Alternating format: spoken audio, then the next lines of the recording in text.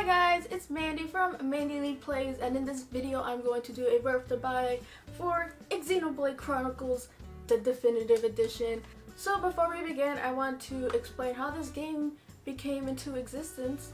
So originally it was made for the Wii and then ported to the 3DS. So the 3DS port was really bad. That's why I didn't really get to play, because I didn't want to look at it or play it that way. But then they announced that Xenoblade Chronicles was getting a definitive edition or remake or remaster or whatever you want to call it on the Switch, and I was like through the roof because this game was going to be the most definitive way to play Xenoblade Chronicles. So I was really looking forward to seeing the first game in the series, since I really loved Xenoblade Chronicles 2 and Torna the Golden Country.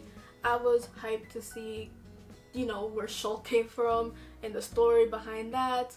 So this game is developed by Monolith Soft and published by Nintendo. So as of the making of this video, I am on chapter 11 of the game. So I'm not done with it, nor am I in the beginning of it either.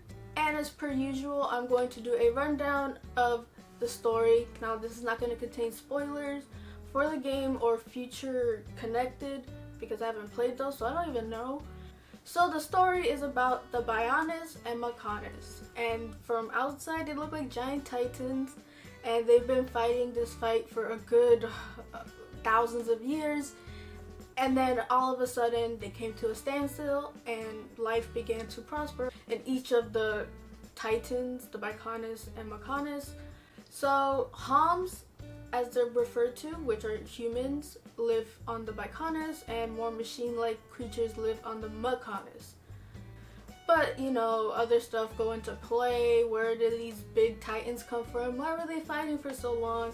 So the whole gist of the story takes place on two titans, so I guess that's the whole setting. And the Endless Sea, which is endless, though it's endless because they can't really see past certain points, so to them it's endless. So yeah, that's pretty much the gist of the world. It's a very small world. And then fast forward to more recent years, they discovered the Monado, and the Monado is a mystical sword said to control ether around it. So basically ether is like the air. If you could control the air, you got power. So that's what the Monado capabilities are, and that's why it's so strong and powerful, because it could control ether around it.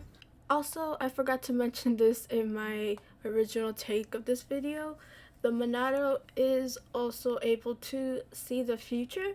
Now, that power does derive from the manipulation of ether as well, but to an extreme extent and for very little time. So yeah, Shulk could see into the future.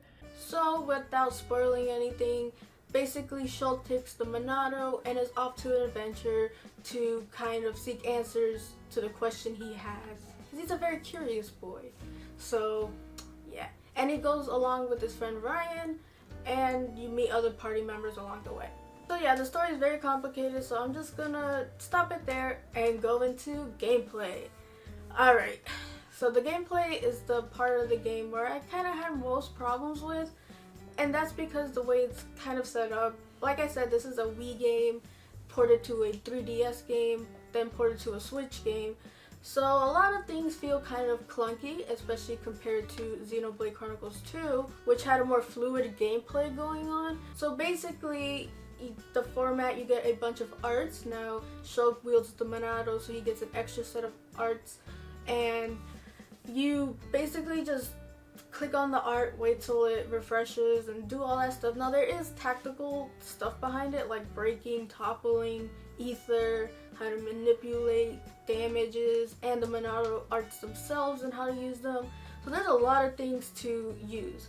Though this game is very limited in the gameplay because a lot of factors make you just want to use this one set team. It doesn't really have room for experimenting. Because, okay, I play as Shulk all the time because he wields the Monado, and I feel I like the Monado better. The gist of it, there is no room for experimenting. Like, I always have to have Charla with me because she's a healer.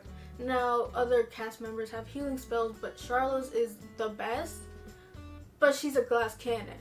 So you gotta keep her safe, And it's very annoying that why is Charlotte really pretty much the only healer here?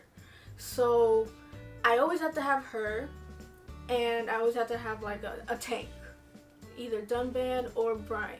I prefer Ryan because he knows more moves than Dunban. And then that leaves out half the cast of characters because you're like, you can't really fit anymore. But all in all, the game is great and I highly recommend it. I have my gripes with the gameplay, but it's not too big of things to kind of hinder the whole game back. For anybody who's played it on the Wii or the 3DS, this is most certainly an upgrade, and for newcomers, it's a great time to get into the series because you could pretty much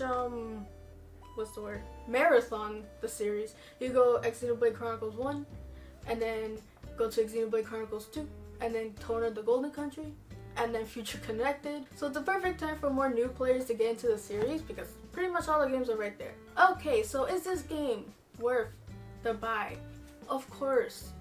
Of course, of course. They went all out with this game, and honestly, this is the definitive version of Xenoblade Chronicles, and they went all out. They didn't even have to. They even changed some of the soundtracks to more orchestral than just machinery, and I really appreciate the kind of love and support that Monolith Soft put into this game when they didn't really have to. They could have just ported just the game. They made it more appealing for people who are new to the series and veterans of the series as well. So it is definitely worth the buy. If you're still unsure if you should get it, I do live streams of it, so you could check those out. And if you like what you see, then buy it. I highly recommend. And yeah. Oh, and this game is like 100 hours plus, so you're gonna be playing it for a while to get your bang for your buck. Anyways, that is it for my worth the buy of Xenoblade Chronicles Definitive Edition. So if you liked the video, please hit that like button and tell me in the comments below, are you loving the game if you already have it? Are you on the fence? I would love to know. You can follow me on my Twitter at MandyLeePlays, and if you like my content and would love to see more, please hit that subscribe button. I would appreciate it. So with all that being said, hope you guys have a wonderful rest of the day and play a good game. Bye!